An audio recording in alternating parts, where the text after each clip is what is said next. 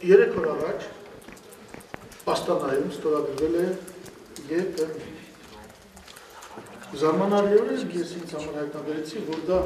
համարյա կապ չունի Մաքսային միության հետ։ Մենք այլևս Մաքսային միություն չենք գնում։ Դա բոլորին ուրիշ պատմություն։ Ես դրա մեծ երկրապագուն չեմ, բայց դա չի խնդիր։ Եվ այնտեղ կա, եթե ես հասցրեցի ինտերնետից կարդալ այդ պայմանագիրը։ Սա արդեն միայն մաքսային տարիֆների ունիֆիկացիայի հարց չէ։ Եթե ուշադիր նայեք, էլ աշխատանք, էլ սոցիալական, էլ կառավարման ձև, էլ հարկային քաղաքականություն, էլ տարիֆային քաղաքականություն։ Ուզում ձեզ հավատացնել, որ եթե դուք փաստաթուղթը ծանոթ եք կարդացել պաշտոնական տեքստը, ոնց չեք ստացել, ես ինտերնետից եմ կարդացել, ապա դա պրեզիդենտների միություն է։ Եվրասիական միությունը ենթադրում է, որ նախագահն է պետք է լինի։ Ինչպես եք նայում այս հարցին։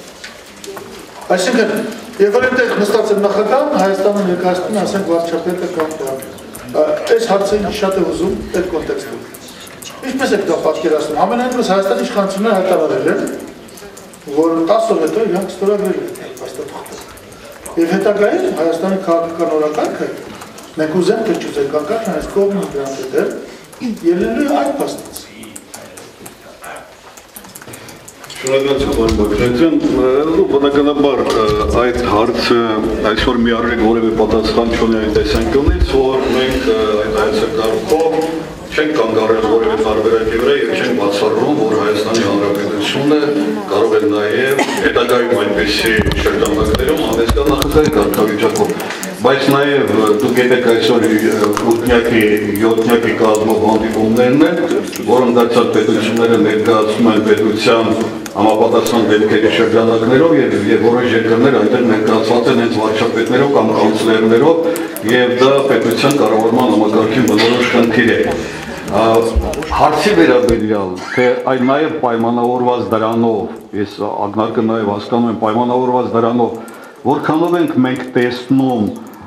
պետության գլխի ֆունկցիան լիարժեք նախագահի կողմից չկատարելու հանգամանքը եւ հարաբերակցվելը, դա կքննարկվի երկրորդ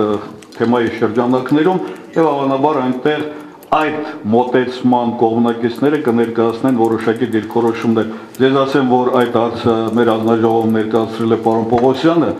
եւ պարոն Պողոսյանը այստեղ այդ հարցի վերաբերյալ ելույթ կունենա եւ միասին կփորձենք պատկերացնել, թե ինչպես կլինի վիճակը, եթե մենք կանգնենք նման ընտրության առջև։ Շնորհակալություն։